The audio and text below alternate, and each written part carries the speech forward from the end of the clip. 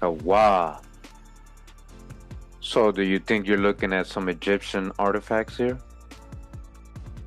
Is that what you think you're looking at? Where is this from? What is this? Let's zoom in a little bit. These are statuettes found in San Salvador. This is from El Salvador.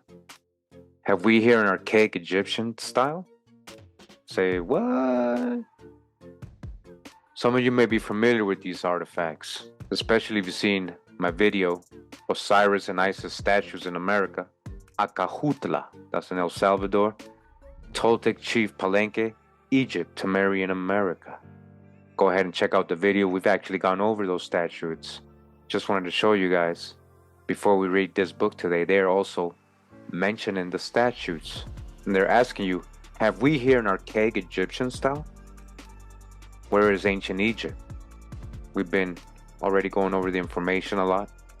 We are in ancient Egypt. It is in America. Shout out to UBTV. And we're reading the book, The Shadow of Atlantis by Colonel A. Breguin. All right? The Shadow of Atlantis. This is from 1940. All right, so I'm in chapter 1 of this book. It says here, until comparatively recent days, serious academical science has absolutely disregarded the legends concerning Atlantis. All right.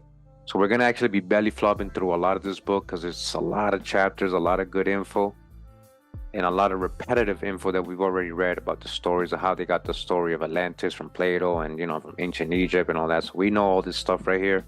We're going to get to the really good, juicy parts right here.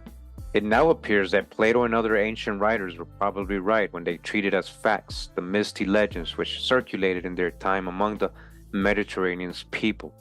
Just to remind everybody, and this part is letting us know again that Plato was very clear that Atlantis was larger than North Africa, Libya, right? So it's not just there. It's not there because it's bigger than that.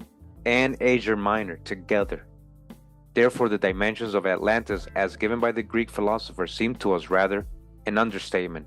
In our opinion, Atlantis must have been a real continent, like Australia or Greenland, all right? A real continent. According to the famous naturalist Buffon, the narrative of Plato does not contain anything improbable. Perhaps, says Buffon, America was once connected by a comparatively narrow strip of land with the Azores group and Ireland. I definitely do think something like that was going on, where the British Isles was more connected to the Americas at some point, even if it was Newfoundland. We find the proofs of this assertion in the following fact: the remains of certain fossil animals and shells peculiar to America have been discovered also in Ireland, but nowhere else in Europe. Okay, nowhere else in Europe but in Ireland. And this, Buffon's opinion, agrees with the work of the scientist Lemaitre, published at the end of the 18th century. All right, so like I'm saying, yes, parts of Atlantis did sink, but a lot of the other parts are still here. We're talking about America. America. As I stated before, many facts mentioned in this book lead to the belief that during some remote epoch, somewhere on the Earth's surface, there lived a race which developed a high and even refined culture. The geographical boundaries of this culture can be outlined as only conjecturally on the north, the latitude of Brittany, on the west, the meridian of Guatemala City in Central America, in the south, the parallel of the ruins of Tijuanaco in Bolivia, and on the east, the meridian of Cairo in Egypt. But where is Egypt really, ancient Egypt? It was still here in America, you see? All those three places were here. And Brittany, he just said, might have been connected more to America. But I think that certain information concerning the mysterious prehistoric culture in Central and South America allow us to conclude that the refinement of that culture was due to Atlantean influences. The great age of the former permits us to admit the great age of the latter. It seems that the Atlantean culture, who's this Atlantean culture, reached even the shores of northern and northwestern Africa. All right? It reached, meaning they went over there. It's not original to Africa. They went over there. The famous German archaeologist Leo Frobenius found in the neighborhood of the mouth of the Niger and Yorubaland a bronze statue of the god Olokun, the African Poseidon. Yorubaland was actually the Ufa kingdom, occupying the whole Gold Coast of Guinea. And some authorities believe that Ufa was in the past nothing more than an Atlantean colony, a colony of Atlantis, not the center. Africa was not the center, just a colony. It was a world empire. One must remember that Poseidon cult was preponderant in Atlantis and its colonies. Leo Frobenius also found on the Gold Coast marvelous prehistoric monuments belonging to an architecture of an unknown type. Continuing, it says, we are surprised also by the resemblance between some American sacred symbols and the corresponding symbols of the ancient Europeans. We see, for instance, the sign of the swastika, not only on the most ancient Aryan monuments, but also on the prehistoric American ones. All right, we've gone over this. I have a whole video on this. Make sure you guys go check it out if you haven't. A lot of great info, a lot of hidden history. The head of the Gorgon, the symbol of divine knowledge, that was also here. We can meet with not only on the classical monuments, but also in the Mexican ruins and on the inscrutable stone of Chavin, a magnificent relic of the Tijuanaco culture. The so-called false vault of primeval architecture is to be found in the old monuments of Central America, as well as in the Etruscan monuments and in the Cyclopean buildings of prehistoric Greece. Who are the Etruscan people? That's a future video, right? Could they have been coming out of ancient America? Very possible. Lord Kingsborough tells us in his works on ancient Mexico that the Mexicans, the Cherokees, and the Indian tribes of Michoacan and Honduras used in their religious ceremonies a holy ark. All right, a holy ark, like that of the ancient Jews or Hebrews or Israelites, right? And like the Jews, they did not allow anybody, save the priests, to approach or to touch the ark. The religious rituals of these Indians resemble those of the ancient Bretons and the Irish. Do you guys understand? And you know that we got several videos on these exact topics. We have shown primary sources, colonists coming and describing what they're seeing the Indians do in their ceremonies, which resembled a lot of the stuff they read in the Torah. And as well as a lot of the stuff that they saw, the Druids or the ancient Bretons in Europe, as well, as it says here. Where is the true old world? Professor Leo Frobenius has established some resemblances between the mysterious Etruscans and certain Indian tribes. Again, future video. It seems likely that a great deal of ancient European folklore was borrowed by the prehistoric Europeans from certain ancient American races. Did you hear that? I'm going to repeat that again. I'm going to read this part again. It seems likely that a great deal of ancient European folklore, their mythology, was borrowed. All right? It was borrowed. It's not original to them. Was borrowed by prehistoric Europeans from certain ancient American races. The Atlanteans, in this case, serving as a bridge between the Europeans and the Americans. Now, see how he's trying to put Atlanteans only in the Atlantic and not part of America, but he just admitted that there was people in America that the Atlanteans were bridging together with the Europeans. So obviously, who's the Americans then? What is their name? Again, remember, ATL is the Nahuatl word. So as much as they try to separate Atlantis from America, making it only an island, that was just part of the Americas that went down. It was still attached to the Americas.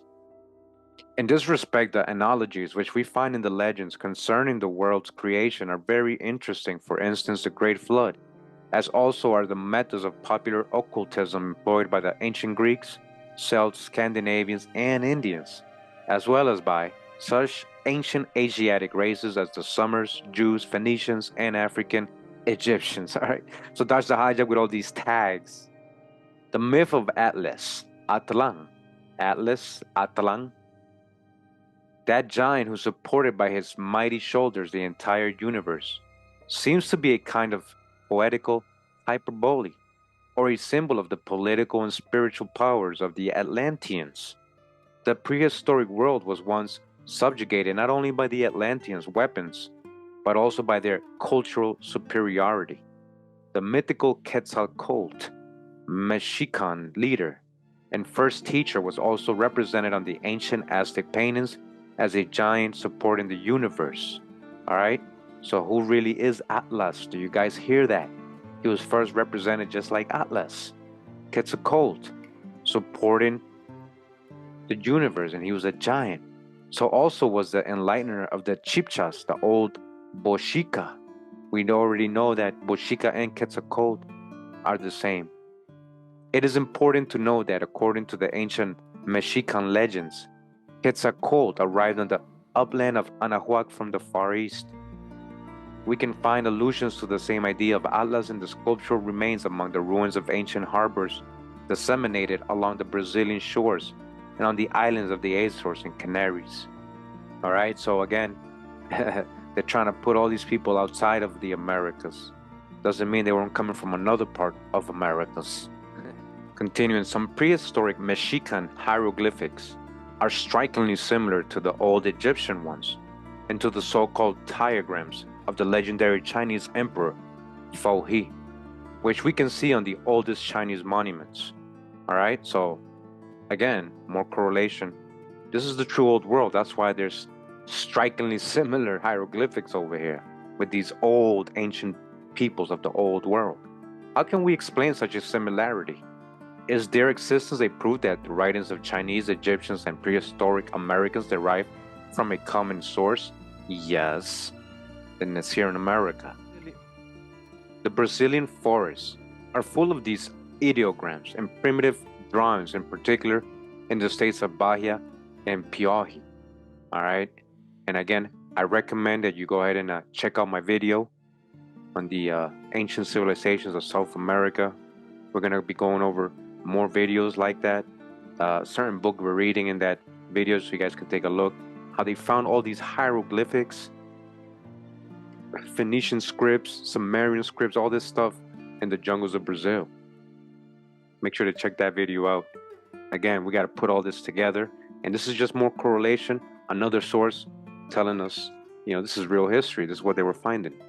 Again, the Brazilian forests are full of these ideograms and primitive drawings, in particular in the states of Bahia and Piauí.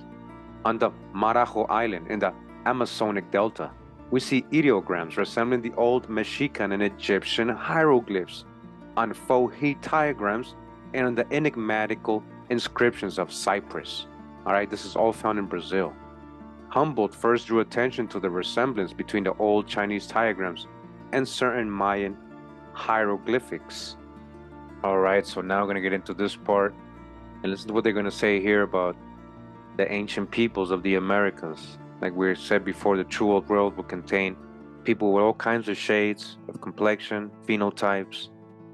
It says here, it seems, however, that this legend makes a mistake in affirming that all Indian tribes once belonged to the same race. The difference of the color of the skin among them is too great. We can find the most diverse shades of pigmentation. While the tribes of Menominees, Dacoits, Sunni, and others are almost white-skinned, almost, they're not white, almost white skin, light skin, right? The Caddo tribe in Kansas and the Californian Indians, now almost extinct, are very dark. Now remember, we went over the primary sources, the California Indians. Again, another series I have, I believe 3 or 4 parts or that I have on this, the California Indians and how they are being described as, like it says here, very dark complexion. They're even called, like Negroes. They even reference them in these books as so-called Negroes. All right. So, as it says here, the Caddo, Carolina, the Cara does mean dark black. It does. Caddo tribe in Kansas and in the Californian Indians. We can find also tribes with swarthy red, dark red, olive colored. Olive, there's many colors to olive, not just green. There's dark, there's reddish, there's a brown olives. All right, bright yellow. We've seen runaway ads describing so-called Negroes as bright yellow and bronze-colored skins. All right, do you hear that? Those are all people of color, really. Professor Retzios considers that all primeval dolichocephalic tribes in America are very closely related to the Guanches of the Canary Islands and to the races which inhabit the Atlantic shores of Africa. They're related. Who do they come from, though? And when? From where? What time? All the above mentioned races in the dolichocephalic Caribs possess a red-brown skin. Reddish-brown, copper-colored tribes of America, red-brown skin. You remember who you are? It is interesting to mention here that the mysterious tribe of Masinti, portrayed on the ancient Egyptian frescoes, is depicted with the same shade of skin. Moreover, we can occasionally find white Indian tribes in Venezuela and on the peninsula of Darien. All right, we've read of these accounts. The Quiches of Guatemala, all right, the Quiches, Mayas, right, possess a remarkable monument of great antiquity, the famous Codex Popol Vuh, all right, the Popol Vuh by the Quiche Maya, a bequet of leaves. It is their sacred book, and it was discovered in 1854 by Dr. Scherzer. The 4 volumes of this book, written in the tongue of the Quiches, give the history and the mythology of the Mayas.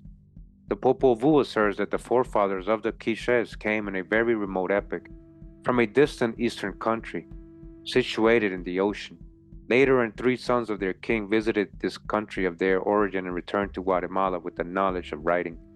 This mysterious eastern country is described by the Codex as true paradise. Whites and Negroes lived there in peace like brothers and spoke the same language, according to their translations, right?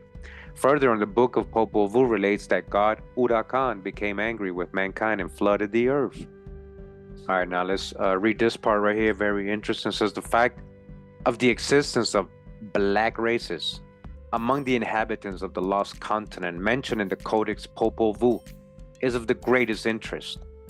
Hitherto, ethnologists imagined that Negroes appeared in the New World only during our own epoch when they were imported as slaves. All right, so dodge the hijack. We've already proven that wrong. You've been here. But the most recent researchers demonstrate that they first came to America in a period very remote. All right, came from where? Now he's trying to say you came from somewhere else.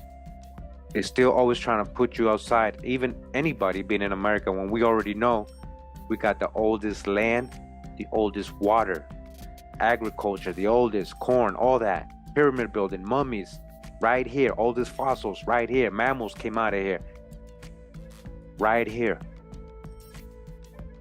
The Popol Vuh relates that after the cataclysm befell the former fatherland of the Quiches, one part of its spared population emigrated westward, example to America, and the other westwards, presumably to Europe or to Africa. Perhaps these later immigrants were the forefathers of the Berbers and Tuaregs, but it is not improbable that in the present African black population, the descendants of some Atlantean black-skinned tribes still exist. It says Quatrefages, Le Plongeon, and Bancroft have proved that certain aboriginal Negro tribes inhabited America. Aboriginal inhabited America not so very long ago. Some statues of the Indian gods in Central America possess typical Negro features, and certain prehistoric monuments there undoubtedly represent Negroes. All right, it's not me saying it. Nobody's doing self-hate. They're saying pseudo. This is facts. You can verify everything in this paragraph we're reading right here. This is facts. Undoubtedly, there is artifacts. There are stone structures that represent so-called Negroes. We have, for instance, such statues in Teotihuacan and Palenque, and a gigantic Negro's head carved in a granite near the Mexican volcano of Taxila or Taxila. I have seen a statue of a Negro in the archaeological collection of Mr. Ernesto Franco in Quito, Ecuador. According to the opinion of local archaeologists, this statue is at least 20,000 years old. Again, 20,000 years old. A statue of a Negro, right? So-called Negro, right? They're saying they found in Ecuador and it's 20,000 years old. Come on now. The autochthonous black races in America were either gradually mixed with the Indian ones or became extinct, thus the hijack. But in the very remote time, Negroes or Negroids were numerous in the New World. They were numerous. What happened? Oh, but then you got millions of Africans coming, right? What happened? What happened to the so-called black races in America? They were so numerous, right? It is possible, however, that some black individuals were drifted to America by the strong currents existing in the ocean between Africa and the New World. That was the opinion of Quatrefages. That's their opinion because they don't know. They don't know. O'Donnelly proposes the same hypothesis, affirming that plants, animals, and men were probably carried from one continent to another by strong sea currents. Now I'm going to tell you, and if you haven't seen this video, showing you that actually it's easier and there's more currents actually taking you to Europe and Africa from Americas. It's 4 times harder coming the other way back. We got winds in our favor and currents more than they have coming from their other side. All right, so dodge the hijack with all this stuff. They're trying to explain why they finding so-called Negroes here in ancient America, and they can't do it. Once I had the opportunity of living for about a month in Oyapoc, a locality in a lonely situation among the equatorial forests of French Guiana.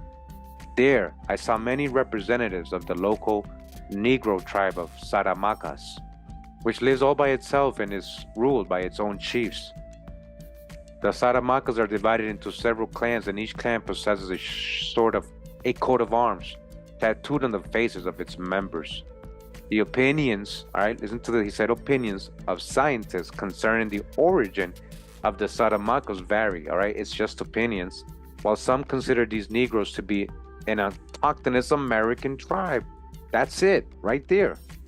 They are from here. Others think that Saramacas are none else than the progeny of ancient slaves imported into South America, all right? They're talking about the slave trade. No. Who deserted from their masters in the forests of Guyana. What masters? The masters were so-called Negroes too. If you want to talk about colonial times, and who the Sephardic Jews and the Dutch, the so-called Dutch and all these people, these French, right, in French Guiana, who they were. So we got to dodge the hijack with all that. We've already gone over that. We've already debunked the out of Africa theories. Let's not forget all this stuff. We got to chew the meat and spit out the bones when we're reading these books. Remember their cultural background. They're still coming with an out of Africa belief. Literally beliefs, Darwinism and stuff like that. But they're letting you know that there is people that tell you, scientists, right? Scientists, that the Saramacas are to be an autochthonous American tribe. Now he says, my own view is that the latter hypothesis is wrong. Clearly it would be very difficult to transport into slavery an entire tribe, and still more difficult for that tribe to escape together. You hear what he's saying? People don't think about stuff like that. With his wives and children, the complement of the slaves group was always entirely casual, so that each group of slaves was composed of the representatives of various tribes. All right, so that's that hijack. Furthermore, the Saramacas of today are very kind-hearted people, friendly to the whites, which would not have been the case if their ancestors had been slaves, subjected to the bestial cruelty of the planters. So I am inclined to believe that the Saramacas are the last aboriginal Negro tribe preserved in America. So now he's like talking, now he's like being logical. He's like, hey man, everything's pointing that they are aboriginal, all right? The Saramacas. Okay, you guys see the pictures? All right, this is a Saramaca tribe. Of course, they're gonna put African in these pictures. All right, Saramaka people right here, Suriname. You guys take a good look. All right, this is what is in South America. Get a clear perspective. These are not Africans. They can't prove these people are from Africa. Do you understand? They cannot prove these people are from Africa. So I am inclined to believe that the Saramakas are the last Aboriginal Negro tribe preserved in America. You've been here. Continuing in the book. According to some Central American monuments, it seems that the continent of the New World in a remote epoch was much more extensive in its eastern part. This is what I've been telling you. Yes, a lot of it did go down. A lot of land, so-called Atlantis, a big part of it. But not all of it did. But that a series of terrific cataclysms destroyed a large area of the mainland. The Breton legends tells us that millennia ago, Brittany stretched farther, and the Welsh possess a legend concerning 3 terrific catastrophes which destroyed a great island in the ocean. I want to read this part. It says, it is well known that the sacrifices to the main Atlantean deity Poseidon consisted of horses. All right, consisted of horses. Now I want to ask you, where did horses originate? Again, if you haven't checked out the video yet, make sure to check out my Ancient Animals of America videos. I have one specifically on the origin of horses. It was actually here in America. Camels, lions, mammals, carnivores, elephants, all that was coming out of America before they went over to that side of the world somehow. But horses, all right? Big one right here, because they're telling you, literally, they just admitted right here, there's another one right here, major drop. Consisted of horses. In the ancient world, we're talking about Americas because that's where they originated. They found horses all over the place here, bones of horses, all types. They'll tell you, yeah, prehistoric. So when we talk about prehistory, right? Atlanteans, prehistory, then we're talking about the Americas, because that's what the Atlanteans did when they supposedly sacrificed anything to Poseidon. It was consisted of horses. Horses originated here. We're talking about prehistory. That's America right here. And the ancient images of this god represent him as driving 6 horses. Again, prehistory, horses originated in America. Also, the goddess Cybele, whose cult was considerable in prehistoric times, was sometimes represented as a horse. And you know what? I never really thought of that when I was seeing all these images of the ancient gods of Greece and the Atlanteans riding horses. The Greeks didn't know nothing about that and all that. The horses were over here in prehistory. It is interesting to note in this connection that there is roughly made stone horse head in the Breton village Kervedal, which itself is situated near Cape Penmark. This latter name signifies in Breton a horse head. Continuing, it says here, the oldest Egyptian papyrus, the so-called Book of the Dead, places the abode of the beatified souls also in the far west, all right, in the far west, not West Africa, farther than West Africa. The far west, the Westerners, right? Thoth, Osiris, and all these people. They came from Atlantis, so-called Atlantis, America. Remember Osiris? We just got the video on corn. Osiris is a corn deity. Osiris is corn, nourishment. In a certain mysterious land of Amenti, yes, that was here. The land of Amenti was here, which formed a part of the kingdom of Osiris. All right, it says Pausanias. That exact and scrupulous writer mentions a group of islands in the Atlantic Ocean, probably the present Caribbean group, which he calls the Satyrides.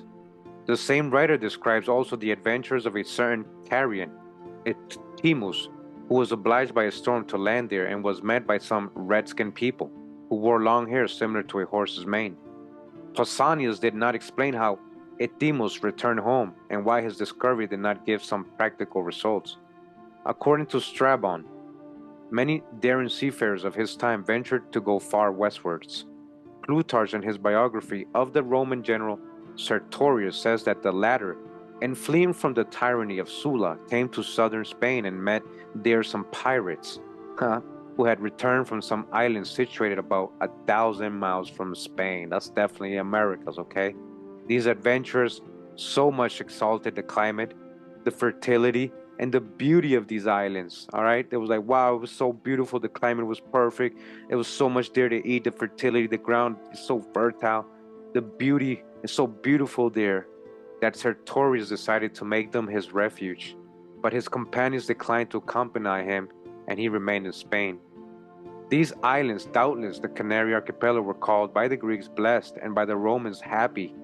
Horace writes, "The ocean which surrounds the earth calls us. We direct ourselves to the blessed fields of the happy islands, where every year the soil of Ceres," remember Ceres is a corn deity, it was the same as Corn Mother, "gives the crop," all right, they're talking about corn, "without being cultivated."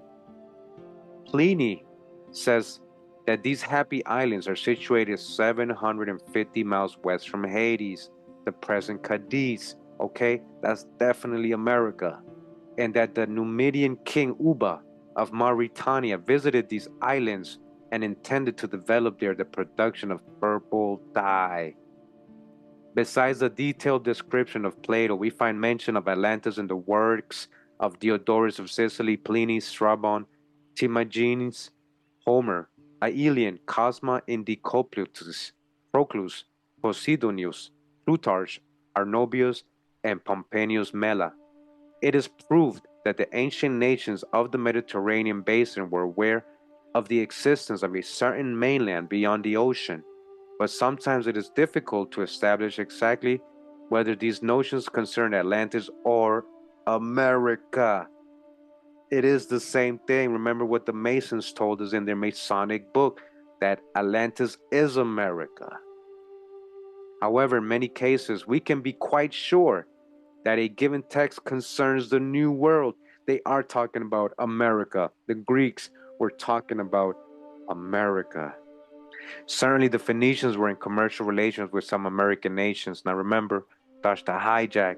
When we talk about the true old world, when we're talking about the true promised land, Canaan, where Phoenicians came out of, right, supposedly, that's America. Phoenicians came out of here. They've seen it in reverse. Of course, they were here. And of course, they got proof. That's why they always talk about it. It says, relying upon the Phoenicians' accounts, allude to America. Plato, for instance, relates in his dialogues that beyond the Pillars of Hercules exist some archipelagos, beyond them a vast continent, and beyond that a great sea. It is clear that Plato must have been aware of the existence of America and the Pacific Ocean. Yes, when he said the Great Sea, that was the Pacific. There is no doubt that he received this information either from the Phoenicians or from the Egyptians.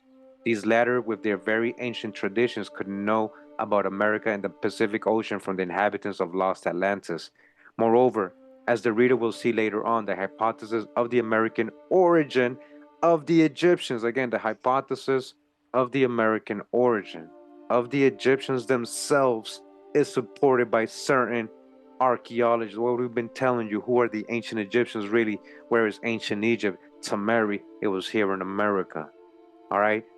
Again, more corroboration, another source letting you know it's not mine.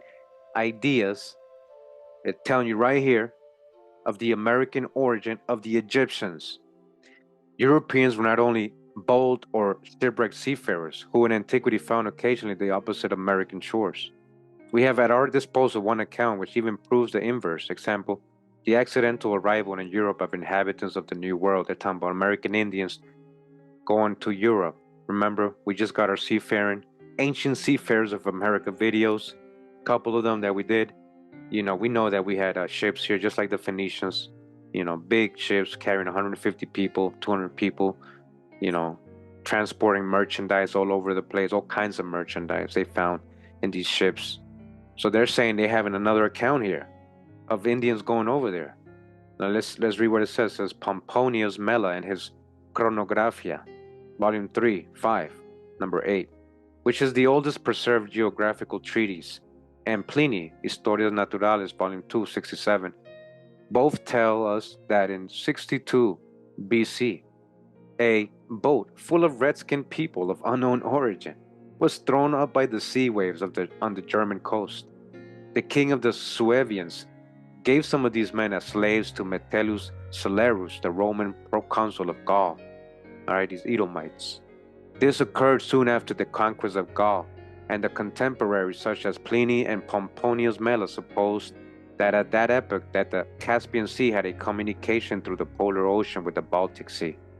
Therefore, the arrival of Indians on the German coast was explained by the fact that they had made the tour around Northern Europe coming from Asia. But later on, it was concluded, Gomara, right, in his Historia Generales de las Indias from 1553, that these newcomers in Germany had been Indians from Labrador. Indians from Labrador. You guys understand this is in BC times. American Indians being recorded going over there, and Gomara, a Spaniard, right, who came, Sephardic Jew Moor, yeah, who came, one of the conquistador priests or whatever, he came and wrote in 1553 that those accounts that he had read from ancient Greeks were of Indians from Labrador, Newfoundland. I told you Newfoundland, going over there to the British Isles and to Europe, that was very common. The French King Charles X bought once for the Louvre an ancient bronze bust of one of those Indians of 62 BC from a certain Edmond Durand. The authenticity of this artistic bust is beyond doubt, and its Roman origin was established by the archaeologist Egger. It is contemporary bronze effigy of one of the mysterious newcomers to Germany of 62 BC. It represents the head of a slave with very large and outstanding ears and a sloping forehead, huh? What does this have to do with the coat of arms, right? And the so-called slave heads that supposedly they were slaves, huh? The skull is dolichocephalic, the superciliary arches being very prominent. The lips are thick, and the eagle nose resembles perfectly an Indian one. In fact, it is nothing else but the head of an Indian. The head of an Indian. Continuing, says here, the Brazilian philologist E. Onfroy de Toron even supposes that the Atlanteans invaded Europe, together with the South American Antes, now the Quichua tribe, which inhabits the Andean region. They're just calling him the Antes. They're saying, oh, they went over there with the Quichua. No, what if that is the Atlanteans that went over there and waged war with the Athenians? And that's where you get the story of Plato, right? Athenians trying to fight the Atlanteans. However, while such migrations and invasions of the American tribes were probably possible during the existence of Atlantis by 1300 BC, the continent bridge between Europe and America had already disappeared, all right? So he's going off people walking like we didn't have ships, like we couldn't navigate over there, right? So dodge the hijack with that part. The same gentleman believes that the study of South American languages, all right, we're going to get into this in future videos, the philology, the history of languages. We're going to see how many of the world languages are actually connected to many of the American languages. So he's saying the study of South American languages might give a key to the whole problem of Atlantis. He analyzes, for instance, the word Atlantis and finds that in Quechua and in Old Egyptian, it would signify the land of high valleys. The word Anti means in Old Egyptian highly situated valley. According to Plato, the mountains of the sunken continent possess many valleys which were situated high above sea level. A part of the Andean ridge in Quechua is still called Anti, and its population are Antis. Doubtless our geographical term Andes derives from the Quechua Anti. So you guys, that's a big one. So again, in Egyptian, right, the word Anti, as it says here, means highly situated valley, right? Anti, Andi, Anti, again, Andes, that's where you get Andes from. That's the same place. Derives from the Quechua Anti. The word Atlas, according to H.O. de Horon, is composed of two words of the Old Egyptian ATL. Now they gave an ATL to Egypt. All right, come on now. What we talking about? America, Mississippi, Tennessee, Illinois. What we talking about here? Missouri. What we talking about? Mound Valley, Mound Cities, and as which belongs to Old Egyptian and to Quechua. Quechua. This latter language is used as in order to designate the property of, or to express the idea of permanence, but we can analyze the word Atlas also in another way. Continuing in the book, The Shadow of Atlantis. In this part, pay close attention to what they're going to say here. It says the Atlantean capital, the magnificent Poseidonis, is described in detail by the Greek sage.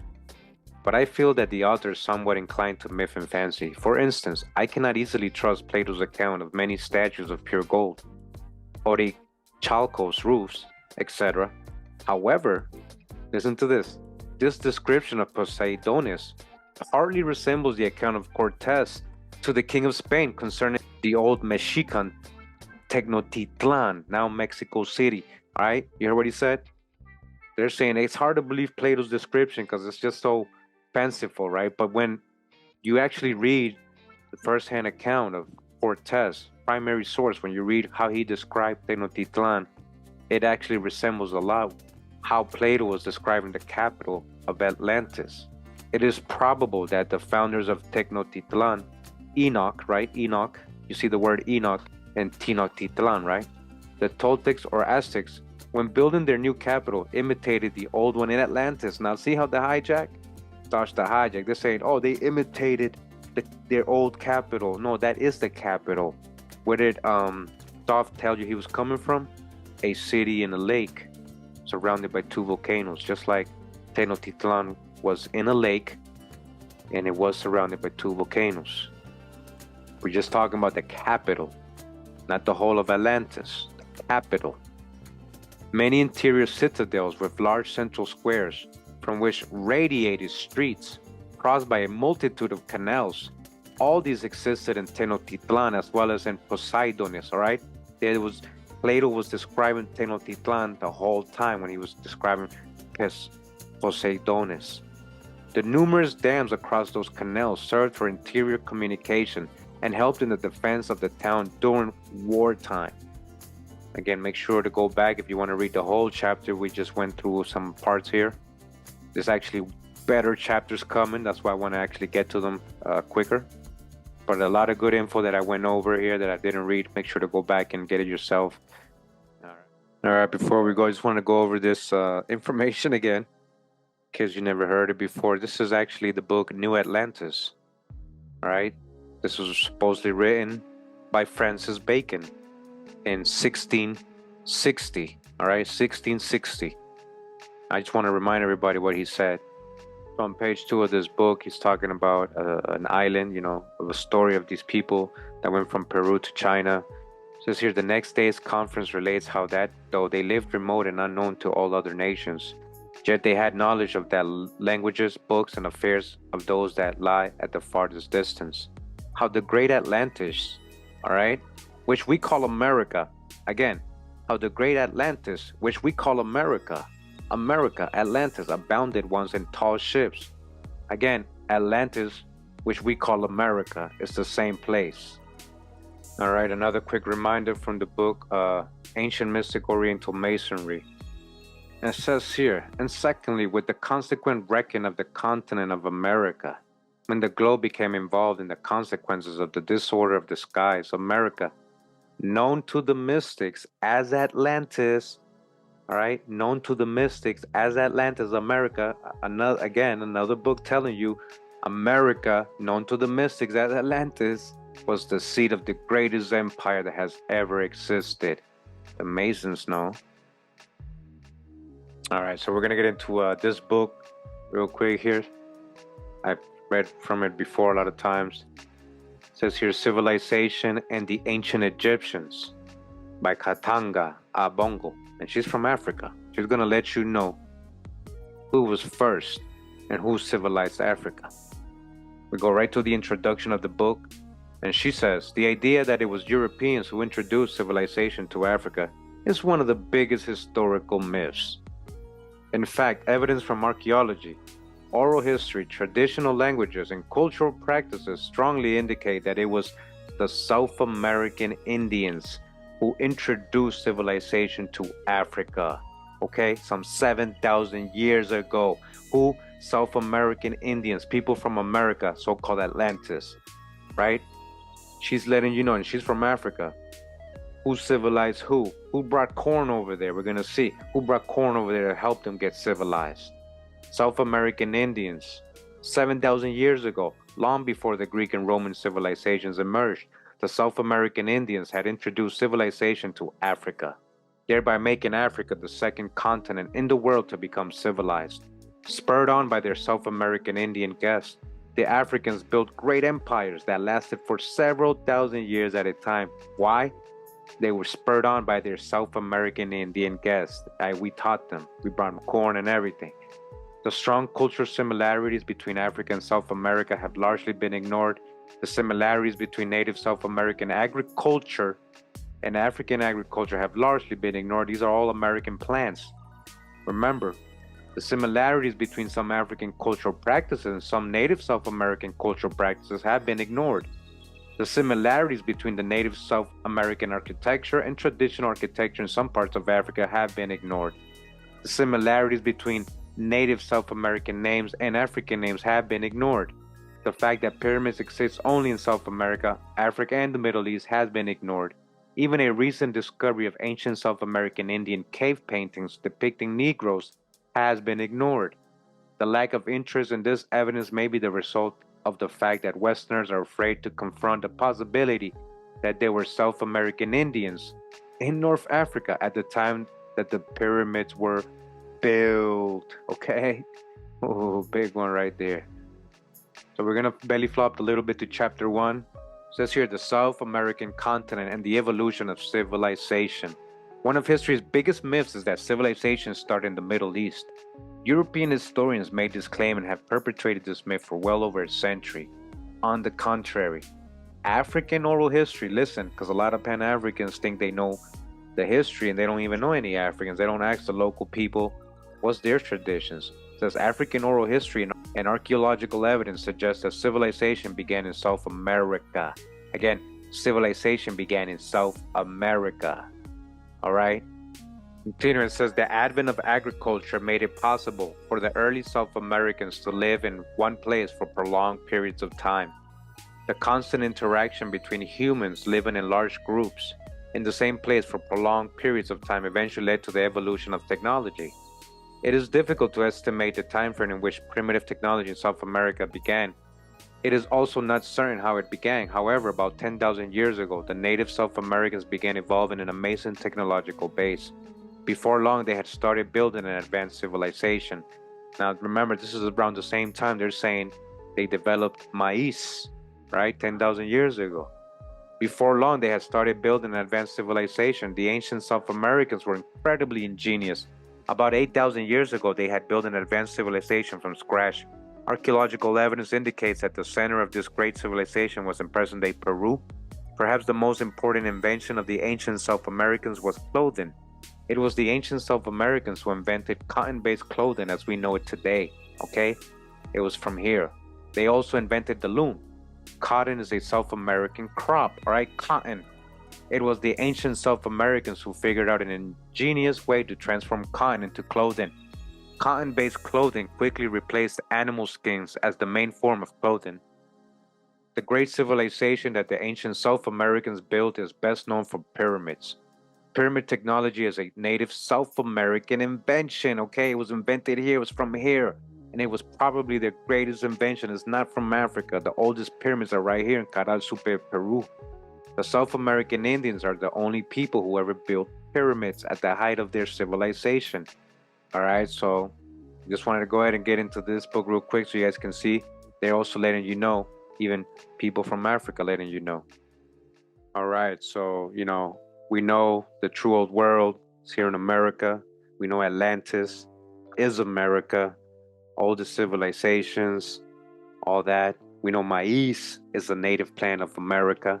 And we just read that Africa, these West Africans, a lot of these people go back to America and that they were civilized by South American Indians. Now look at this article right here.